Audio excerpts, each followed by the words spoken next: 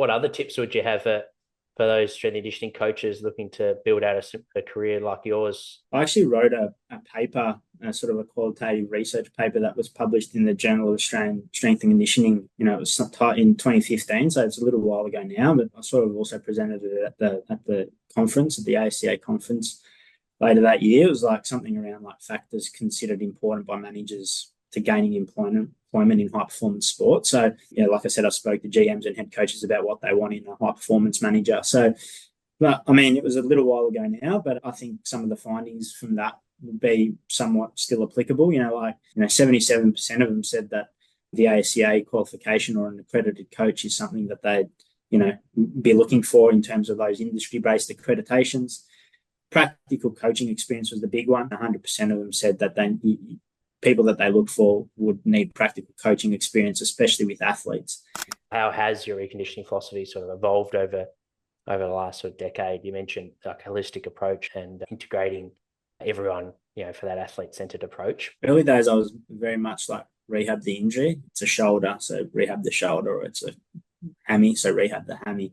Like work off the prognosis and the time expected to, return, and you build out a program from there. But then that progressed really relatively quickly to really a criteria or milestone-based approach, and supported by, using the tech and objective testing, and, that helps guide your progressions and, the athlete's readiness to take the next step and those types of things. And I mean, the underlying factor is like you have to respect tissue healing, and, time is important there, but there's also criteria and milestones that, athletes, they show that they've got the capacity to hit that, and, that might help you accelerate some of the different phases of rehab. So developed from that, and then really laid on the mental, psychological considerations for each individual as well on top of that. And like I mentioned, it's a really holistic approach with nutrition.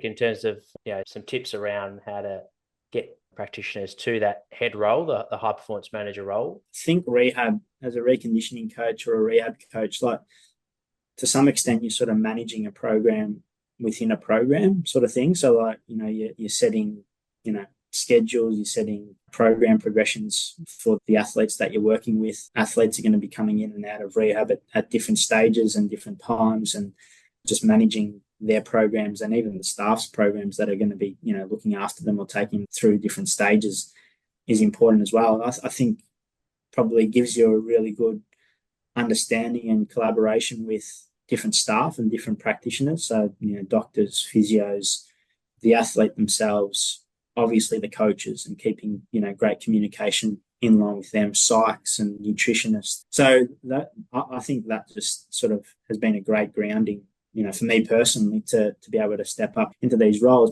How do you go about balancing those two aspects, whether it be, developing maybe the young players with their technique, but then also, developing your staff as well with skill sets? Yeah, like I said, firstly, I'm quite aware that I'm still developing my management and leadership skills, but I have like great confidence, like in my knowledge and the experience I've built up over the years, especially in the rehab space, to share my technical philosophies with my group and my staff, and just put them out on the table for debate. Like I'm also very aware that there's multiple ways we can achieve a similar goal, and other great practitioners that I work with that are equally as experienced have done things slightly differently. So that's why, like, I'm really open to just sharing it, putting it on the table, discussing it, workshopping it, and those types of things, and then sort of fine tuning it and coming to a consensus as a group on, what's our philosophy, what's our processes. We've got like really talented group of people, so I have faith that they can go and execute, and have great trust in their ability to do their jobs. Just try and create an environment that allows them to be the best practitioner they can be and version of themselves, so that we have a great program for our athletes. What advice would you give for performance managers that haven't worked in the AFL but are looking to, either transition to the AFL as a strength and conditioning coach? Yeah, I think you do the basic investigations. There's a lot of sort of profiling of what AFL football entails, from an external GPS output and those types of things in the research. So like having a pretty good understanding of that can be a great starting point. Stay patient and sort of look to consistently show up and deliver sort of high quality when you're working, getting paid. Like the volunteer stuff always